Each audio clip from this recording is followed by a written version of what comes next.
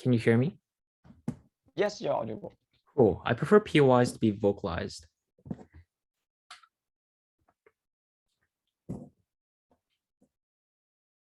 Three, two, one. Three things. What does this role look like? I just want to point out that the fact that you operate purely on logic doesn't mean that whatever you're going to do isn't what you perceive as logical. It's usually this universal truth that something is inherently logical and therefore you should obey it.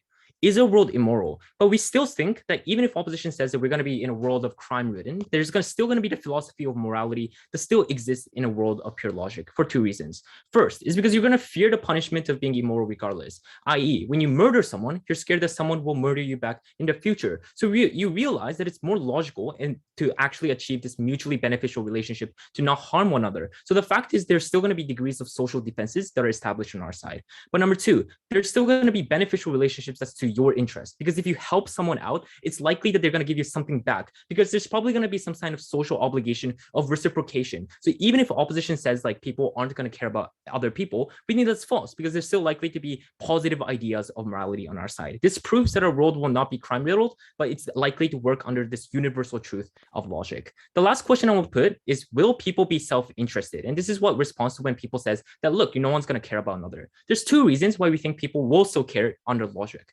First is because people are able to infer logically that there's no distinction between caring about another person's atom construction and your atom. Thus, non-differentiation between your intrinsic characteristics means that people will still try to donate and care to achieve some sort of equality. And this is precisely the logic between the philosophy of things like progressive tax, or basically the redistribution of wealth. But number two, when people feel like you're more trustworthy and you're a moral person, they offer you more social influence to encourage that behavior. So even if a YouTuber is donating money to get some kind of attention, at least the most vulnerable people will still get that aid anyways. But number three, even if people are still self-interested on our side, we think it's comparatively better, because when there's still things like aggregation of self-interest, it just means there's likely to be more people in the working class than rich people. There's likely to be things like unions or coalition of poor people with similar interests. So that crucially means, at least on our side, it's actually comparatively better when you think about making the most socially desirable things. What does the opposition's role look like? And they're probably going to support things like, oh, we could have both emotion and logic. But I just want to point out that in the most important moments of life, emotion usually hijacks logic, because these two concepts can be morally contradicting. So for instance, when someone insults you, it's logical to not punch someone because you're going to get arrested for assault. But emotion often overcrowds your senses at that point. So you usually go and beat the shit out of them. That crucially means that in moments of emergency and surreality, they often hijack your sense of logic. It makes you make worse decisions in the future, because people biologically have now received training to control your emotions in these times. That's the kind of comparative that they need to draw, that usually emotion overpowers logic in the most important moments. Two arguments. First, why this world enables people to make better judgments. And the first thing I want to ask is, how are appropriate emotions going to be determined on opposition's world? They're going to be people in positions of authority. And what I'm going to prove to you is that corporations are able to often control people's everyday emotions in a terrible, terrible way. Why is this the case? Because the decisions that people make, the kind of content they consume, things like jealousy and vanity, are not systematically structured towards making people happy. That crucially means that you have extremely limited agency in determining your emotion. And there's three reasons why. The first is because the point in which emotional makeup is determined when you're young, you don't have the ability to act to defend against that. So your emotions are usually sub-determined by the media that you consume. But number two, your subconscious self influences emotions in a more bigger way than your conscious self. So that kind of means the constant and repetitive behavior of watching things like advertising places you into things crushing debt to make you feel like you have to be in this cycle of consumerism. But number three, the fact that individuals have evolved into this natural subservience to authority means that when people are naturally risk averse, they'll rather listen to a person in positions of authority. What does these three things of having limited agency prove? This proves that people are disproportionately affected by corporate forms of emotional feeding. Things like having to buy high brand ads, the fact that you have to be Instagrammable, the fact that you have to constantly impress others. And like logically, no one wants to wear crocodile skin, but this kind of toxic behavior of people feeding into your emotions is usually the reason why people buy things like Gucci or Louis Vuitton. But the second thing under this argument is that let's concede that you still have some autonomy over how you feel. We still think, even in these cases, this is very, very bad for human relationships, because things like emotional attachments make it very hard for you to evaluate your relationships. When you get addicted to someone, you fall in love and grow attached to them, you're not able to forget the fact you're never able to leave that kind of toxic relationship. You're never able to objectively tell if something is good for you, because there's this optimism bias where your emotions focus on the happy moments. You're never able to actually escape from it. And people do not opt out of abusive relationships. And precisely is the reason why people continue to work at terrible corporations that overwork them, even when the most logical idea is to quit and find a better job that treats them better. Therefore, we think people make better decisions when you're logically stuck and you actually care about things like the future. The second thing I want to talk about is how this reduces inequality. And I want to also focus that the most awful things like sentiments, things like racism, anti-discrimination, immigration, or being anti-poor are often built on many sensible things. That is, people harbor these terrible emotions because they wanted job security. They wanted a reduction of crime. But when they're unable to access things like healthcare, they feel this significant amounts of anger that must be directed somewhere. And when there's amount of anger that has to be directed somewhere, the most privileged people who control the media and politics use this to shed this blame and anger away from themselves towards vulnerable communities. That you shouldn't blame government policies, you should hate immigrants for trying to come in and take your job. What does logic do in the comparative? First, it's better able to attribute blame correctly because of the fact that there's many logical arguments against these sentiments. The fact that immigrants are beneficial to the economy, that African Americans are not likely to commit crimes as well. But people are less likely to believe this on the status quo because their emotions are likely to be attached to these faraway politicians who are usually incentivizing them with their charisma. So the comparative is much better. But the second thing I want to point out is the most important policies in this debate, because some policies are driven more by emotion than their effectivity. And a good example of this is things like the war on drugs happening in South America, or things like post-9/11 attacks made people feel like their anger was represented, even when they didn't actually do nothing to curb things like the drug problem or actually combat things like terrorism. But the reason why it still gets popular support is because people feel like their anger is being reflected properly. Their emotion is actually stressed properly. But at least in our world, when you focus on things like logic and purely on logic, you're actually able to use the objective truth, things like statistics, to actually see if some kind of policy was working or not. Things like the rise of fake news in a post-truth world is precisely because of this overcrowding of emotions.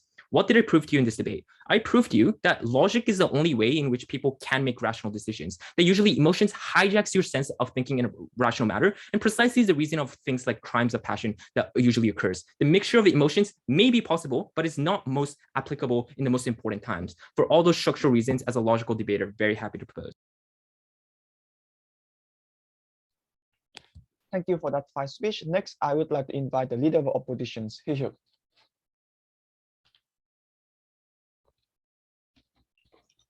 Hello, can you confirm if I'm audible? Yes, you're audible. Perfect.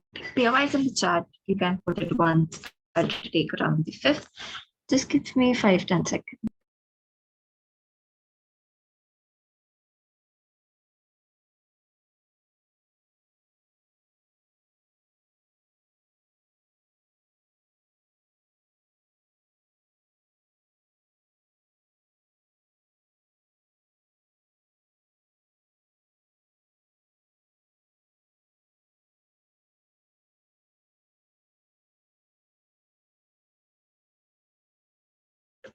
Good.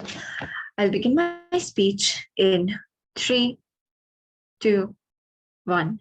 Panel, in terms of burden, on side opposition, we go ahead and defend status quo, i.e. amalgamation of both logic and emotion. At that point in time, I don't think so that intervention of emotion in terms of my decision making goes ahead and reduces the kind of logical portion that I could have, i.e. individuals don't significantly become irrational at a point in time. They also have emotional credence in terms of going ahead and taking their decisions at large, right? But second, in terms of logic, we don't agree with the fact that logic is largely objective within status quo, largely objective to begin with, right? 3 reasons. 1, we think so that logic of an individual is formed from your interactions with the society at large and significantly. But second, it can be subjective primarily because it's based on individual rationality, even if it is something which is put on you by the society at large in general to begin with. Thirdly, we don't think so that there's any sort of absolute logic that prevails within the society at large in general to begin with, because people people can have different reasoning about in order to go ahead and support their logics about different things in general to begin with. For example, if I don't go ahead and consume non-veg, the logic behind it is the fact that I don't want to go ahead and like focus on animal brutality, while the person going ahead and having non-veg can go ahead and talk about protein intake that they essentially want to. At that point in time, I am unsure as to whether there exists an absolute logic, whether this is the right thing to do or not in general to begin with. Rebuttals will be integrated, right? First, in terms of how human interactions largely become better on our side of the house to begin with, right? We essentially think that if you operate on logic, you will go ahead and take decisions which are at a utilitarian trade-off in general to begin with. That essentially looks like you going ahead and taking decisions which are based on net time or net income gain that is going to happen to you at all points in time. But secondarily, on our side of the house, at a point in time, you also have emotions going ahead and intervening while taking your decisions. We think so that human life can go ahead and take decisions which are based on a utilitarian framework, even if that comes at a negative consequence and negative outcome to you to a certain degree in general, right? That essentially looks like going ahead and being good to the others, going ahead and listening to your friends, even if that means that you might have to go ahead and delay a deadline, or if you might go ahead and give out some time to your friend in order that you could have otherwise used on, say, probably a project, but going ahead and giving out money from your pockets to donating to the most vulnerable people, etc., etc. At that point in time, when you go ahead and sacrifice your time and money to a good thing, we think so that brings out a net positive utility within the society at large to begin with, right? We think so that these actions don't necessarily stem from logic at all points in time to begin with, primarily because a logical thing for an individual to do is to go ahead and maximize the benefit that they can essentially have within the society. At that point in time, this is going ahead and causing a negative outcome for you and not going ahead and having a positive return, like, or any return as such. At a point in time, you go ahead and give money to charity or help somebody, we think so you are less likely to go ahead and conceptualize it in a manner or their side of the house to begin with. Thereby, we think so it's necessary for an emotional component to exist in that case. Since logic is also there, no one will necessarily go ahead and take irrational decision in terms of going ahead and say leaving school and following their passion. They necessarily have to go ahead and have some sort of logic in the decision that they essentially make in general, right? At a point in time, Gov goes ahead and tries to claim that people will donate to charity primarily because they probably think that they can help them back in general. One, that is contingent on other individuals' capability to go ahead and help them in the future, but acts of selflessness, acts of going ahead and helping the most vulnerable people who might not have the capability to help you is something which is significantly reduced on their side of the house to begin with. But also the number of people going ahead and contributing to these is something which will be hindered significantly because a larger number of people might think that this is not the most logical thing for their own benefit in order to go ahead and maximize the profit that they can essentially have on their side of the house to begin with, right? But secondarily, why component of emotion in terms of taking decisions is necessarily a good thing, right? Framing one. We think so that world is largely heterogeneous. At that point in time, individuals are differentiated based on gender, ethnicity, religion, etc., etc. At that point in time, the only means for you to go ahead and bridge the gap between individuals that necessarily exist is the emotional feeling of love, kindness, friendship, etc., etc. At that point in time, we think so that some kind or some level of altruism is necessarily needed to go ahead and bridge the gap of differences differences which is created by virtue of the area that you're born in or the society that you're born in general to begin with. At that point in time, you not only have better human interaction, but also you get better charity, right? What is the likelihood analysis? One, we think so that at a point in time, religion and other structures go ahead and tells you to go ahead and do things, do good things. We think so that taps into your emotional quotient at all points in time to begin with, and thereby you are more likely to go ahead and understand why is that the most like good thing that can bring you like some advantage in terms of, say, karma or other religious incentives that you go ahead and align into these things, right? But we think so charity is necessarily important primarily because that is something which leads to stuff like redistribution and helping of the most vulnerable people at all points in time to begin with. We think so that people are able to go ahead and contribute to charity primarily because they go ahead and intrinsically care about the poorest people and the most vulnerable people because they are more sympathetic towards them and their conditioning at large, right? At that point in time, you're more likely to go ahead and be sympathetic on our side of the house and likely to part your ways from the wealth that you essentially have and go ahead and give out something that you have earned over the period of time by virtue of the emotional intervention, right? But thirdly, in terms of social movements, we think so that logically people care about their surroundings and things that are more proximate to them. Intuition pumping, as an Asian or as an Indian, people are less likely to go ahead and care about Australian fires primarily because that doesn't like proximately harm them at large, right? At that point in time, your ability to go ahead and care about situations that don't directly harm you is significantly reduced on their side side of the house to begin with. At that point in time, we think so that you go ahead and care about fence setters on our side of the house, primarily because you go ahead and sympathize with the movement, social movements at large, and the messaging that they go ahead and portray in general to begin with, primarily because you go ahead and understand the oppression that they are facing and the kind of lived experience that they necessarily have, right? At that point in time, we think so that you get more allies to the movement on our side of the house to begin with, because you're able to go ahead and resonate with them at an emotional level.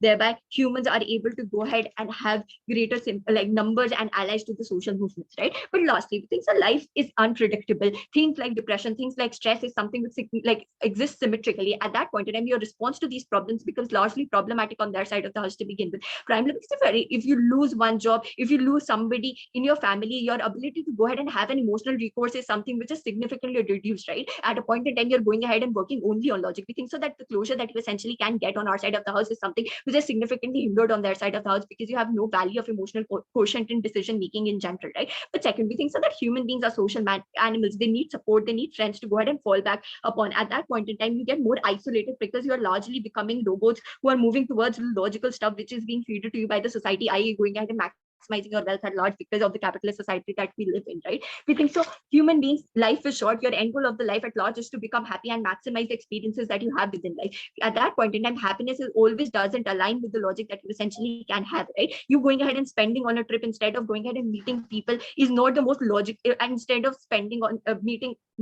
is not the most logical stuff in general to begin with. But you need to go ahead and step in your emotions to maximize the happiness at the end of the day. At that point in time, the accumulation of experiences that you can essentially have on our side of the house is something which is much greater. You always fall short below the equilibrium of happiness on their side of the house at that point in time.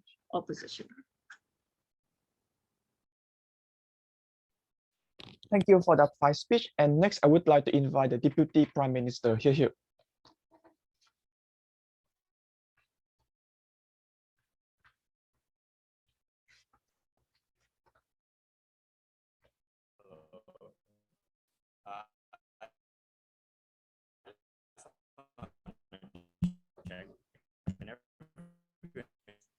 Oh, I can't hear the DPM. Is it just me?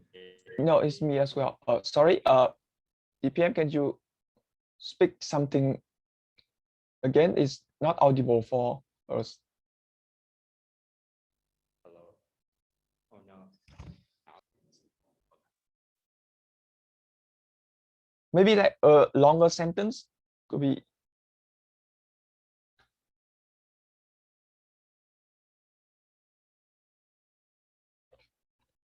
Hello, testing. Does this work? Yes, this works. Does this work? Yeah, Hello? this is better. Okay. Is it loud enough? I think it's good for me. How about the other panelists? Yeah, better. Could you just say a sentence, just like make sure we can hear?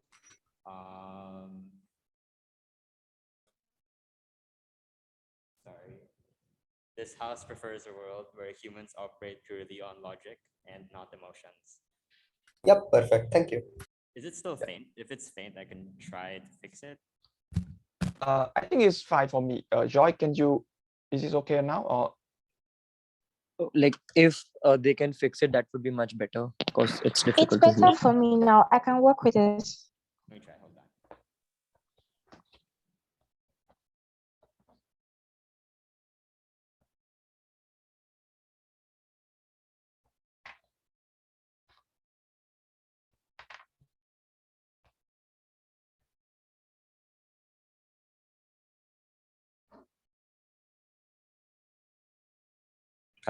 Hello. oh yeah, this is much better. All right, I'm glad to hear it.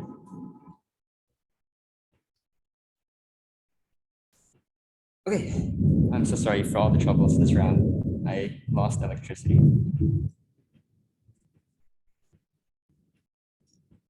Okay, I'm gonna start my speech in 3, 2, 1.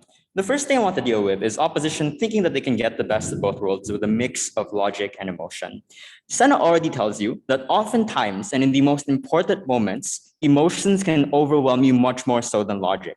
And that's because it is difficult to think rationally when you feel something that is strong, instantaneous, and therefore is far closer and more proximate to your immediate sensation than what might be more important, but the more difficult to access logic that we think is far better. But the second thing I'd note here is that it is this illusion that oftentimes people use emotion to be able to direct things as logic.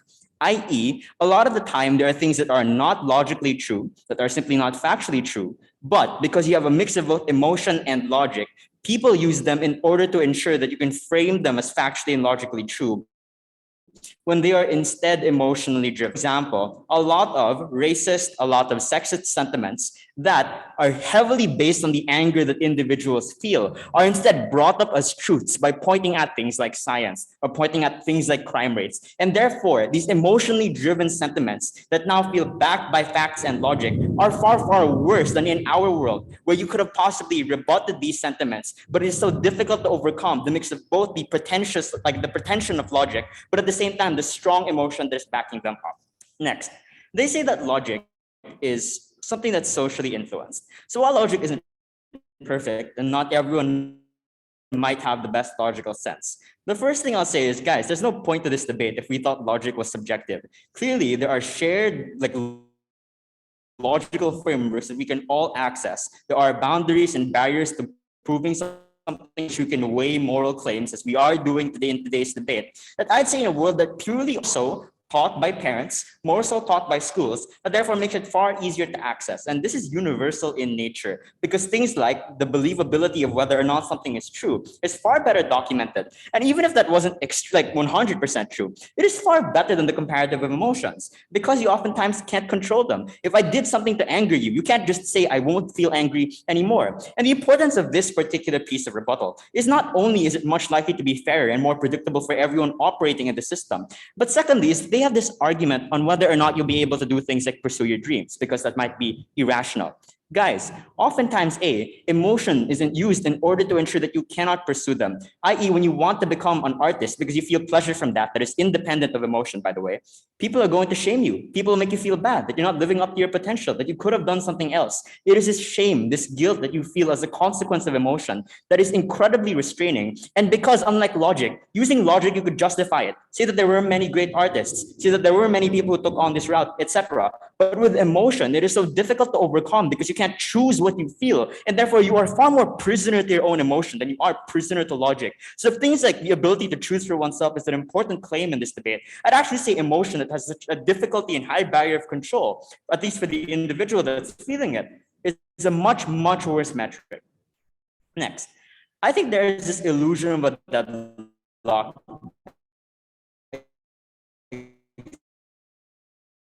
exists so far.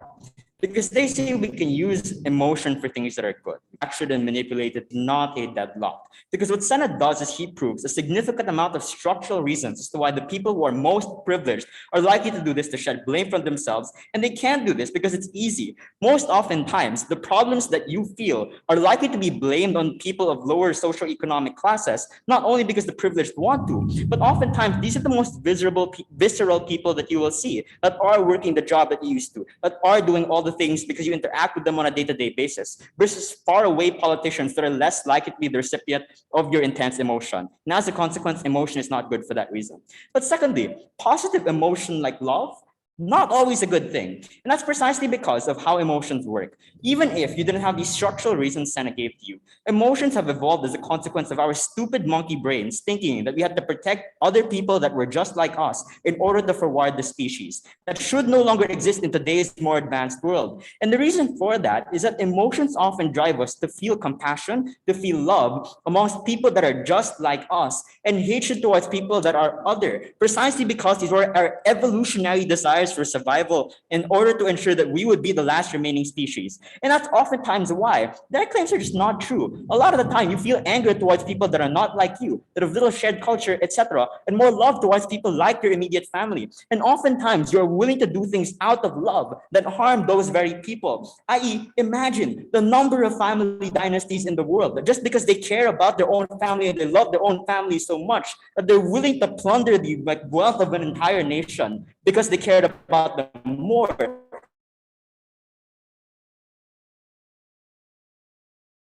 than everybody else.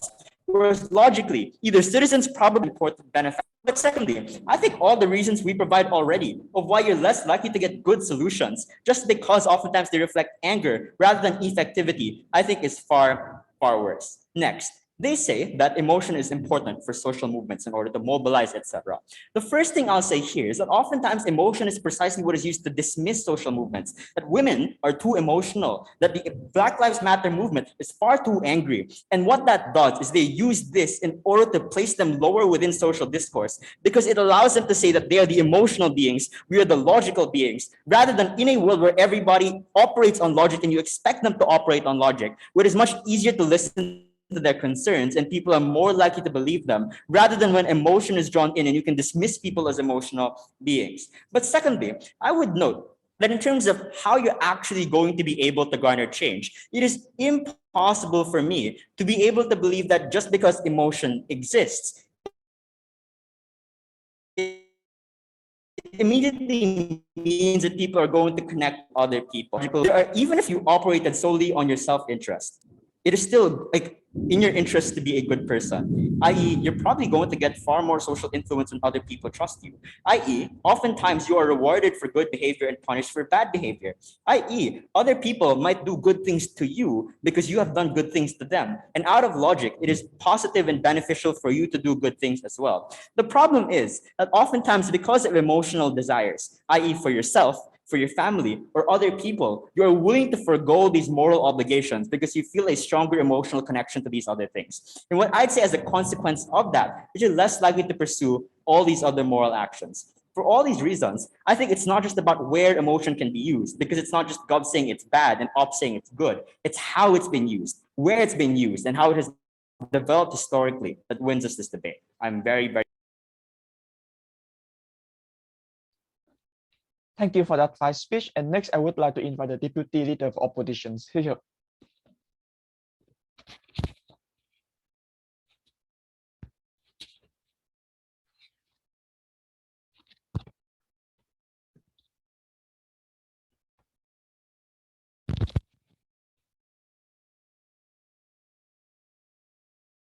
Hi, can you hear me?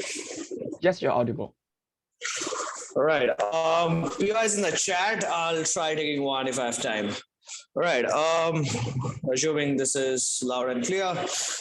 Starting my speech in 3, 2, 1. Two things largely in this speech. Firstly, responses, and secondly, I think why human interactions are likely to be better on our side of the house. Firstly, I think I would just like to note that I am not too sure in terms of why at every point of time emotions are likely to overwhelm you, because I don't think they essentially prove the tipping point throughout the two speeches. Because even if I'm emotionally invested, say in Fast and Furious, I'm not gonna like imagine myself to be Vin Diesel and drive my car off the cliff. I think some level of rationality would still exist on individuals to the extent that they won't make violent and extreme decisions, because that's how literally your brains and like essentially are conditioned to be. But the second thing to note here is, I think in terms of differences that exist, I think the differences that essentially exist are largely objective to begin with. In terms of like objectively, you have individuals who are different in terms of ethnic characteristics or racial features, which means this is already something that's objectively ingrained, which means you need an ideological counter narrative to essentially push back or bridge the gap that essentially exists. I think that argument is largely like you can use negative emotions and spill hatred on other individuals, etc. I'll get to that in a second. But firstly, in terms of why you're much more like why kindness and say your acts of altruism simply don't happen on their side of the house. This is what I'm like,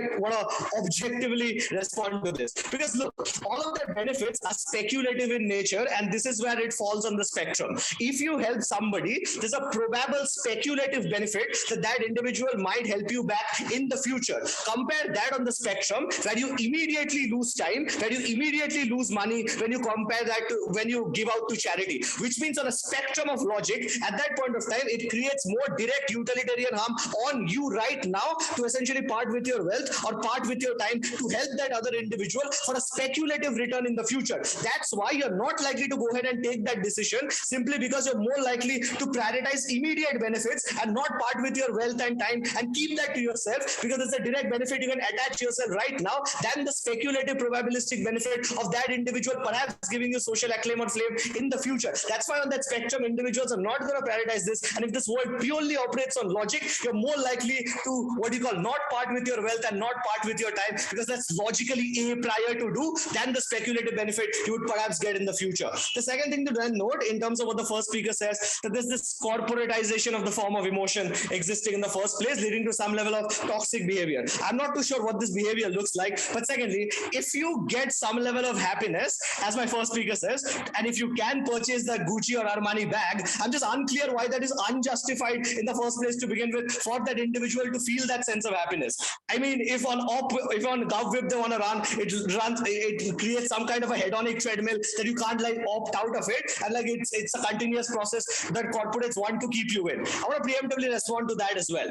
I think the point at which the very fact that I get happiness from one instance, or like say one purchase or one achievement, even if there is another achievement that I'm looking forward towards, that doesn't necessarily mean that the happiness that I get out of the first achievement, or say for example the first purchase, is anyway obliterated in the first place to begin with. So that point of time, I think, like, even if corporatization of emotions exists and we go ahead and make, say for example, irrational purchases, I'm still unclear if that gives you happiness as an individual at the end of the day. You feel good about yourself. I am not too sure what the harm at the end of the day looks like.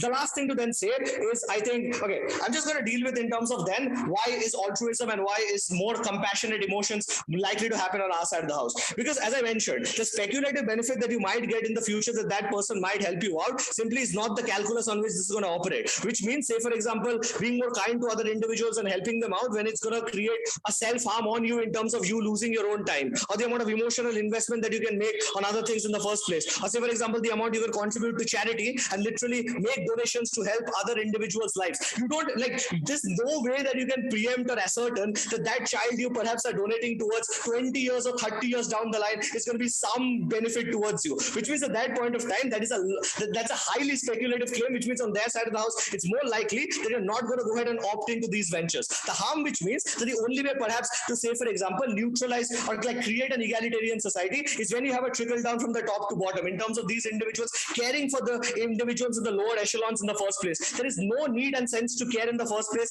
when you don't have a sense of component of emotion, when you don't sympathize with that problem. I think then they go ahead and say in terms of politics that why, say for example, it's if there is a sense of emotion, there's likely to be hatred. But I'm not too sure why you're likely to care for minorities, because if you as a dynastic party, it's logically more convenient for you to cartelize and essentially go ahead and run elections on those lines, because there's a greater logical probability for you to win those elections. The reason why you care about minorities in the first place is because you feel sympathetic towards them, because they're never going to be a significant vote block for you to ever win elections in the first place, because they're hardly 4 or 5% of the demographic, which means at that point of time, the reason why you are more altruistic towards minorities, the reason why left-wing politics exists, is because out of sympathy, not because out of like votes that you want to get, because for that, if that was the metric in terms of the logic to win elections, it'll always be majoritarian on their side of the house to begin with, which is the only reason why you like sidestep all these differences. When you sidestep, say for example, the utilitarian benefit and like care for other individuals in society, that is the point at which that can only be brought about through emotions in the first place. When you, in spite of these differences existing, you still go out of your bubble to care for that minority or care for the other individual who doesn't have the symmetric level of privilege that you do as an individual. That can only happen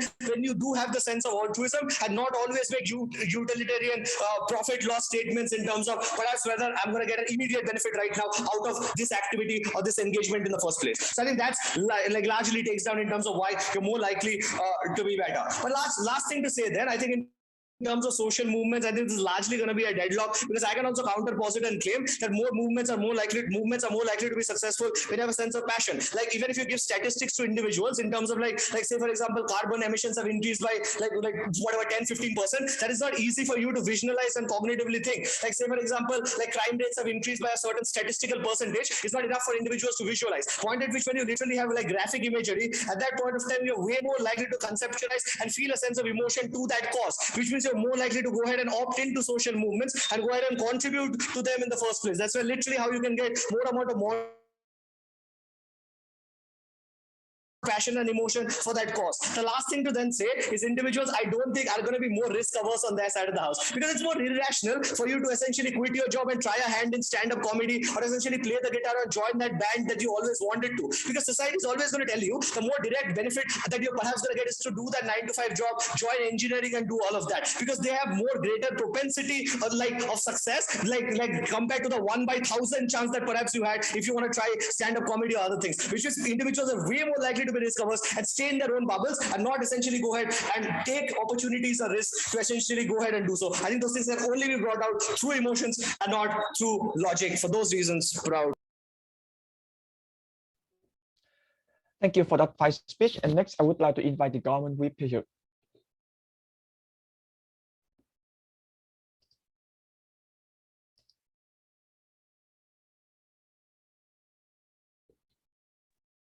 Can you hear me? Yes, you're audible.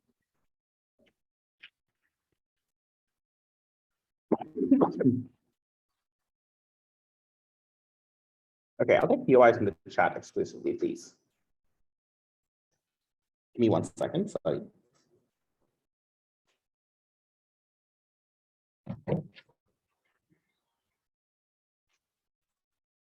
Three questions. 1, what is logic? 2, in which world do people have better judgment? 3, where are people most moral? 1, what is logic? I just want to briefly address Elo's claim that there is no such thing as absolute logic, that logic is merely what society tells you it is. For example, the capitalist system tells you that it is logical to make more money. I want to make 2 notes about this. 1, the motion doesn't say that humans operate in our world based on what they think is logical. The motion says humans operate purely on logic. That means they're not operating based on what their best guess for something being logical is, but rather they are operating based on the standard that most reasonable people think constitutes logic. So the motion shuts out their interpretation. Second, they use logical methods in the reasoning process. So the claim isn't that logical is universal or everyone comes to the same conclusions all the time as Elo strawmans it as. Rather, the claim is you use a reasoning process that isn't dependent on biology or social construction, but based on a chain of arguments and evidence. Mikko points this out, Dayal drops it. Therefore, our definition of logic is the one that stands this down. Second question, in which world do people have better judgment? People making good decisions is more important in this debate than people making moral decisions. So all the arguments about altruism are outweighed by the fundamental question of whether the decisions people make sense or accomplish their objectives in the first place. Why? 3 reasons. 1, even if you are a moral person, you often make bad decisions that shut out your ability to take moral actions. For example, you could really care about someone and therefore donate to a charity, but if you accidentally donate to a charity that just burns your money or does nothing whatsoever, then your charitable donation has no effect on anyone else. Therefore, even if many people acting selfishly is bad, a strong sense of morality is irrelevant because they are rendered unable to act, unable to create social progress because they literally are making the wrong decisions. Second, even if people are selfish on our side, which is our absolute worst case, it is physically hard in a world where people operate on logic for the privilege to capture power. This is because the privileged rely on manipulating people's emotions in order to capture power. Let's flip Dayal's own example of a dynastic politician who apparently on our side ignores minorities because they know they can win coalitions by being a dynast. You know why they win elections by being a dynast? Because people emotionally associate the notion of a dynast, someone with the last name Shinawatra in Thailand, as someone who is a successful or good politician and therefore vote for them. On our side, people are evaluating politicians on the basis of policy. So things like advertising, which is what they need corporate financing for, become much less significant. So even if the oppressors have bad intentions, it becomes harder for them to execute on that bad intention in a world where people have good judgment. Thirdly, morality is a wash because it is unclear whether your emotions will construct a good or bad morality. Maybe it makes people more altruistic. Maybe it makes people more racist. Opposition fails to resolve this deadlock. I will later, but that's another reason why judgment is more fundamentally important. Why do we have better judgment on our side? Firstly, opposition completely dropped that people often lack the information to make good decisions on their side. Sena explains that often we live in a post-truth world where things like alternative news arise due to an emotional anger against the government and media establishments who aren't trusted. If you don't even believe the truth without information, then no choices that people make are ever morally legitimate. Second, emotions come from a random set of genes and social construction that causes people to fall prey to cognitive biases and make impulsive decisions. What are their responses to this? First, Elo says people don't become irrational because they are operating on an amalgamation of logic and emotion. One, in some cases, even if our case is not contingent on emotions outweighing logic, the fact that even emotions exist to tip the scales of a logical decision means sometimes emotions outweigh logic. And if it even happens sometimes, that means there's lots of irrational decisions being made. For example, getting in a bar fight out of a flood of anger. Second, we give you a reason why emotions overwhelming you. The fact that logic best operates when people are thinking calmly. Things like anger flood your cognitive abilities and your brain is overpowered by hormones like serotonin that constrain its ability to make rational choices or make rational decisions. Then they say risk aversion is bad, but risk aversion is often good. Like people shouldn't become stand-up comedians when they fail 99% of the time and go into bankruptcy for the 1% who succeed and become really rich. This is actually perfectly reasonable to us. The second thing we told you is corporate control of people's emotions. DLO says it's okay to feel happiness from buying a Gucci bag. The problem is if you actually have control, that's fine. But emotions cause people to heavily time discount to the point where even though they feel happiness at buying a Gucci bag, they don't account for the fact that the money they spent on it is debt that will go after them for the rest of their lives. It will be debt that puts them in potentially poverty or puts them in lower middle class status and threatens their future self because emotions make them heavily time discount. This means people have limited agency in even making choices for themselves. They say you need friends to be happy, but their side makes relationships much worse because rather than, for instance, choosing when to meet friends on the basis of when it makes you happy based on a likelihood analysis, you just have strong attachments to people and refuse to leave, for example, toxic or bad friendships and relationships due to these emotional attachments. So if anything, your judgment can be worse on this ground. This is sufficient for us to win.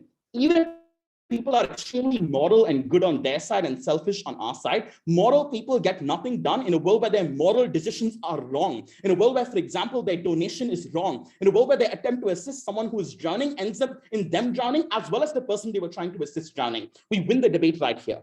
Third question, though, are people more moral on our side? The premise of their whole case is that people's moral systems will be good. They say that people are likely to engage in kindness and acts of altruism. However, it was not enough for them to prove that kindness and acts of altruism are unique to their side. They also had to prove that they are more likely than morality's construction being actively bad or actively discriminatory. The first thing we said is that emotions are often discriminatory because your emotions are constructed by society. And this is where we break the deadlock. Our first speaker tells you that emotions often evolve to secure your self-interest and people have a natural emotional fear of difference. BLO says, oh, differences are often objective. Sure, but the fear of those differences is not objective. A police officer being scared of George Floyd is not objective, even if George Floyd's blackness is objective. And that resulted in his murder. Secondly, politics systematically worsens because things like political advertising become worse. Third, judgments are likely to hurt some people more than others because society preaches bad judgment or emotional judgment or prescribes them to a limited group of people. So, for example, women are often pressured by society to make more emotional decisions, while men are pressured to make more logical decisions, and this actually inflates gender inequality. Fourth, on social movements. There's a bit of a deadlock here. Our claim is people can visualize and cognitively think about things with passion, as DLO says, more in a world where they're thinking logically. You can't visualize carbon because you are not thinking logically. What is the comparative? We said you can build a notion of morality logically. You can derive, for example, that there's no moral difference between yourself and another person, the atoms in your body or the atoms in someone else's body, and therefore act morally on that basis.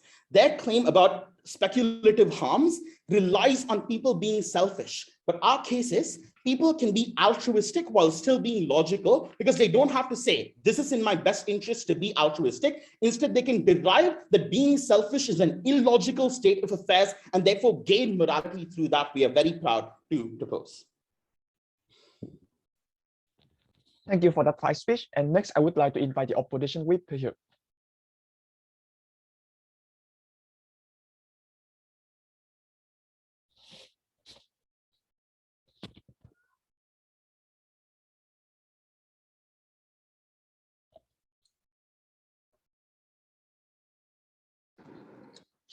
Hello, Robin Mim Octave. Am I audible and visible?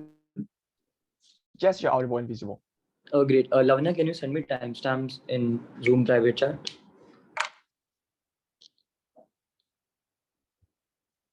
Cool.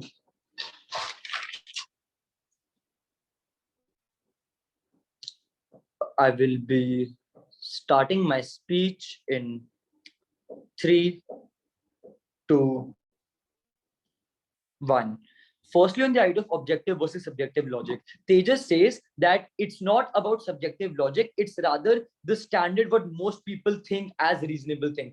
I would argue that independent of any capitalist narratives, an average reasonable voter, an average logical person would think that to earn money is a logical thing insofar as you are able to bring food to your table. Therefore, I'm highly unsure in regards to how your self-interest won't be a logical thing on their side, given that it's probably the most logical thing to think about yourself, primarily because you come alone, you die alone. But secondly, their idea regarding that who makes, like in regards to that people making good decisions. The first question is that who defines this good in the very first place?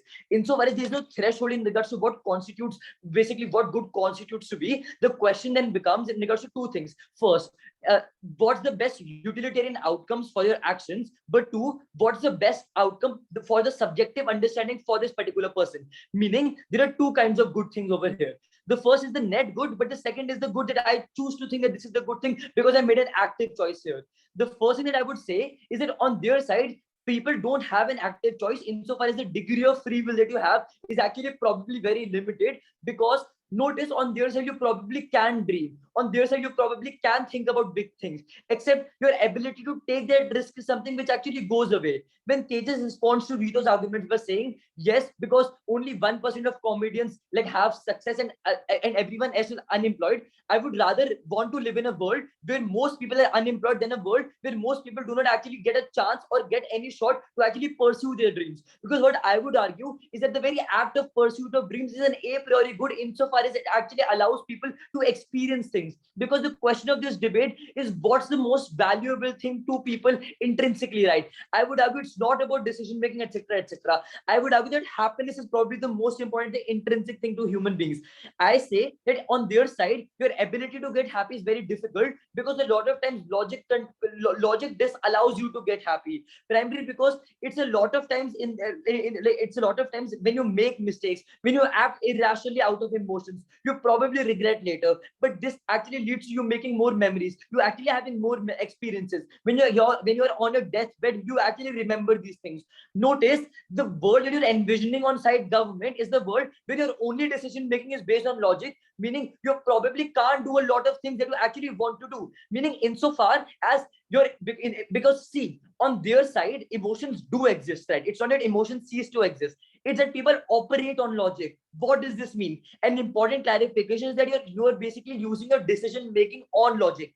Insofar as emotions do exist, you probably want to do a lot of things in life. You don't actually try because you don't make that decision in the very first place.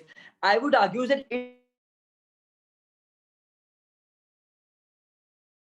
independent of consequence because the butterfly effect exists. So no team consequence on ours. I would argue insofar as you can probably make that choice, meaning you actually have a higher choice in our world. Next one, this idea of abusive relationships. I would like to flip this, is that you probably don't enter into relationships on side government. Because why don't you enter into relationships? First, there's uncertainty. What if your partner cheats? There's uncertainty. What if this partner may not be the one, may not be the soulmate for you? Because there are probably a lot of people in the world, like it's probably momentary feelings. But two, you may have higher responsibilities. It's a logical thing that like you probably shouldn't have like to burden yourselves. It could turn out to be burden yourself. But thirdly, unpredictability. I would argue that life is so unpredictable that you don't take a lot of major decisions in life. So therefore, you don't get to experience that meaningful relationship in the very first place. So therefore, weighing is, even if our worst case is that it's difficult for you to get out of abusive relationships, but rather I would argue that it's possible for you to do so. Like maybe you can get onto red flags. But even if it's difficult, I would argue relatively it's still better in a world where you can't possibly attach to anything because it's illogical to do so. Next on this idea of social movements. Their idea is that racism basically happens because you feel hatred towards the other communities because that is their emotions dictating. I would like to flip. I would say that a lot of evolutionary desires are less likely to influence emotion rather than logic. Why is it true? An intuition pump being, if there's a planet with aliens and you want to use their resources, it's a logical thing that you will probably be okay in like basically ending that planet, because they don't actually come up within your moral compass. I would argue that the most logical feelings in the world is probably to act in self-defense, insofar as it's basically a reimagination of a world, because it's a preface motion, meaning the way in which this world would have turned out to be was that the differentiation does exist, because Tejas is right. See, the color of the skin is an objective differentiation. Insofar as objective differentiation does exist in terms of the minds of the people see them beyond their morality compass, which actually leads to this feeling of alienation, meaning people in their world, how their world would have turned out to be, would have protected their self-interest more than wanting to care about others, because it was the way of progressiveness. It was basically you actually realizing that these people are humans too, because of these emotions, because you feel that they have it, because they also breathe, because you feel that they also have a life, because you feel that it was probably arbitrary that a particular person is poor and a particular person is rich. Therefore, you actually go beyond this logic, because this logic may dictate that it's a logical thing to act in self-defense to ensure your self-interest, meaning therefore you're less likely going to actually care about other people. Insofar as that is true, you caring about other people is actually something which exists on our side as well. Let's move on to weighing. The first thing that I want to weigh here is that on the weighing metric of happiness, independent of everything that they speak, I would argue that this is the most important thing in this debate. I would say it's illogical to stay till 6 a.m. and binge watch your favorite TV shows because it's bad for your health probably. But two, it's illogical to probably be drunk with your friends and pass out in some place and party all night. It's illogical to do a lot of things, except I would say that logic is probably overrated, because sometimes making that bad choice ensures that happiness. So that's something that is the most important thing in this debate. But the second thing to weigh here is risk taking. I think the impact can be, you probably a lot of discoveries may not have happened. Like Edison made a bulb, and that was probably the 100th or the millionth test. I mean, after the 50th test, it would be illogical to try something, because you have a statistic that this thing is not working. A lot of startups would have statistics that this thing is not working, meaning meaning the most number of average reasonable person would think that it's illogical to follow. I would argue that it's illogical things which leads to discoveries. It's illogical things which lead to breakthrough discoveries, which actually lead to trickle down benefits and lead to systematic changes in people's lives. It was probably illogical to go to space, because who would have thought about that? It would be logical to call a person stupid who would say that something exists outside this earth, because you possibly couldn't imagine, because you can't possibly imagine that. It would be illogical to a lot of things. That world is a far worse comparative. It's better to live in a world where even if our worst case that your emotions are dictating things, because at least you have that free will, at least you have happiness, at least you can make choices. Because of all these reasons, we win this debate. We are very proud to oppose. Thank you. Thank you for that fine speech. And to summarize the case for the opposition side, I would like to invite the opposition reply speaker here.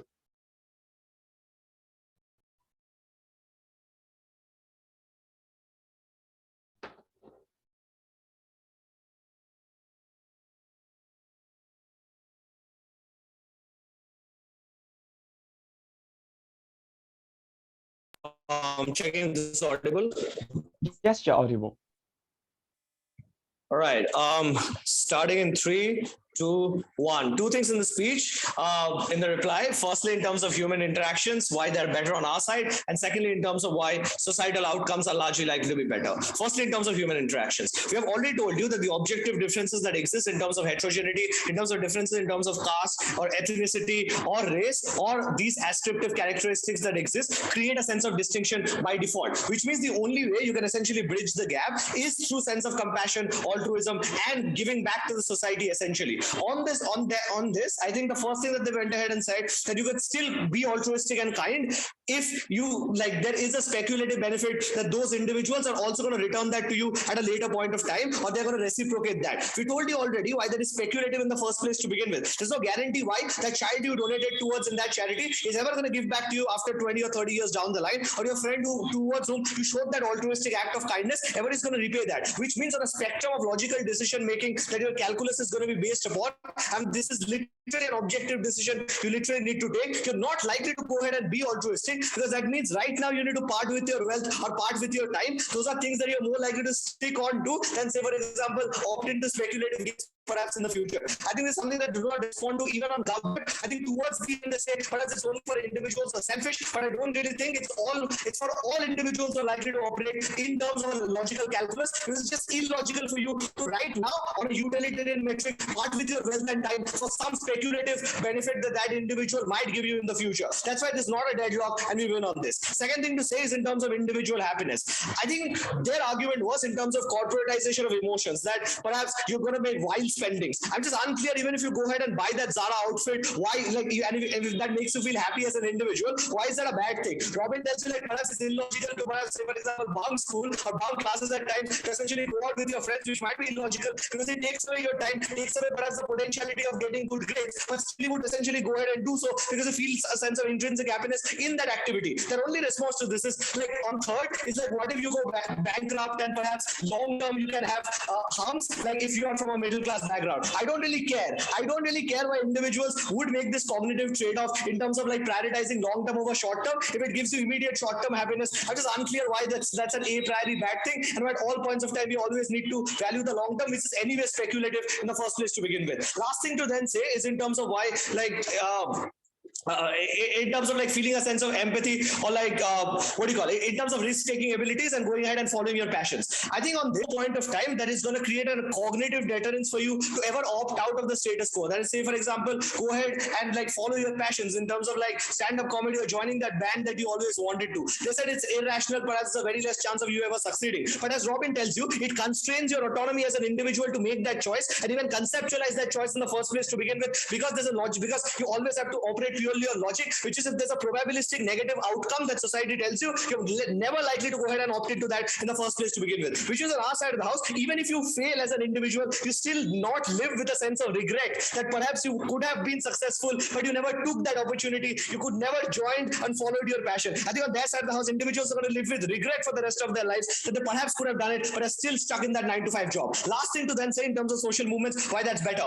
Because like differences already exist, the only way you can bridge that gap, it's not that individuals go ahead and support dynastic politics because of emotions. Dynastic politics from top down create political structures that are more likely to favor the majoritarian community, because that's how logically you win elections, and not like going ahead and supporting that 5% demographic and doing policies for them. The reason why left wing then exists is because you go beyond the demographic, beyond the logic of only winning emotions and creating a meaningful difference in other individuals' lives. That only happens point at which you feel a sense of empathy and a sense of emotion towards the other individual, and that only happens on our side of the house through that sense of altruism, which is more amount of opt-in to social movements, but more amount of like opt-in for, say for example, minority causes, etc. is more likely to happen on our side when that altruism specifically exists. Because in the absence of this, if you only take like decisions on a logical calculus, there's no way you're going to ever support that demographic, because that's going to be negative in terms of electoral outcomes you're ever likely to get. For all those reasons, it should be.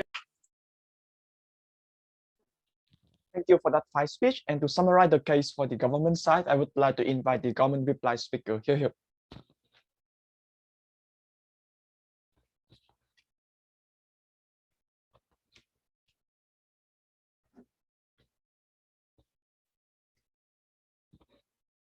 Hello, can I be heard? Yes, you're audible. Oh, electricity is back.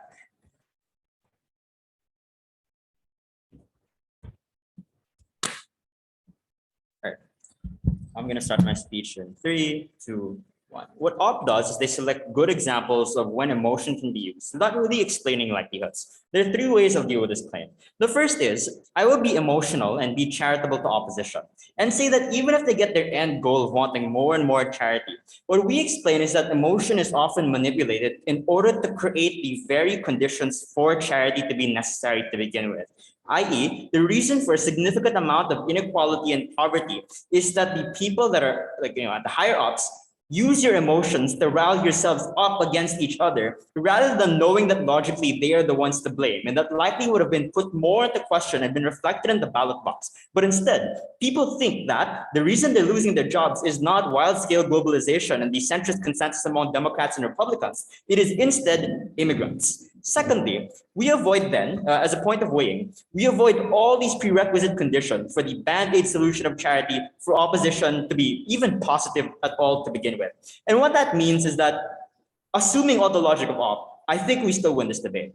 But secondly, is that why is this the overwhelming way in which emotion is going to manifest? There are three ways in which we contest that people just want to be nice and love each other. Because obviously this is a manifestation of emotions. However, it is a question of what are the greater likelihoods of which emotion will manifest in the world.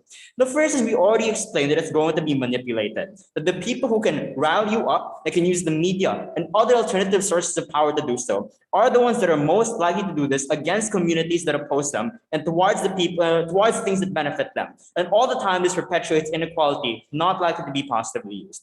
Secondly, that emotion is often driven by evolutionary desires to be able to protect people like us. And that's precisely why a lot of people don't identify who, if they're not part of the social movement, for example. They say, a thought experiment, what about aliens and you wanted to colonize them? Like one, watch Dune or something like that. You will get zapped. That is not a logical decision for you to be able to make. And more like logically, right? What we explain is that there are a series of logical reasons for you to either A, just be a moral person. You don't need emotion to be moral. We already clarified that. The entirety of moral philosophy and being a good person does not require any emotional basis. But secondly, that is just positively beneficial for you to be a moral person. But thirdly, is that in a world with both logic and emotion, what is often done is there is a creation of hierarchy between logical beings and emotional beings. And all the time, it is women, it is members of social movements that are classified as emotional beings, as unreasonable, as irrational, etc., that oftentimes ensures that even if they can coalesce and do all the things opposition wants them to do, they are placed lower in terms of social priority, insofar as they are not seen as positively contributing to intellectual discourse, have no room in things like legislation, etc., because they're too emotional. In our world, you believe everyone to be operating on logic, and therefore you can no longer dismiss these concerns. They have far more discursive power. But lastly, we say that even if everyone was self-interested, there are more people at the bottom. And therefore, if all of them acted in their own self-interested manner, they were probably more likely to uproot the people at the top, rather than in their world, where people emotionally connect with the people at the top. That's why there's so many freaking weirdos that are defending Elon Musk, even if no one is asking them to. Lastly, I want to note that even if all of their outcomes are true, more people are charitable, etc., what we explain is that information and the middle part, i.e., on their world, people want to do good things out of emotions. But can they do good things out of emotions? A lot of the time, the policy that is crafted because of emotion skips the actual ability to achieve things and the effectivity of that policy. We name things like the war on drugs, the war in Iraq, that were oftentimes reflective of fear and of anger rather than actual solutions to de-radicalization and terrorism. So what we note is that even if everyone wanted to do good things, how do you know what charity is going to be best without considering logic primarily? How do you know what they're going to do? In fact, it is out of genuine care for the LGBT community that a lot of people are going to donate to gay conversion therapy. And that's unfortunate, but that's an illogical decision that still exists in their world. Ladies and gentlemen, the road to hell is paved with good intentions. And I think it is incredibly emotional in that manner. I'm very, very proud to. Thank you for that fine speech, and that also concludes the debate. I would like to thank Stu team for what was a very excellent debate. And now we will proceed to the deliberations. I think we don't have breakout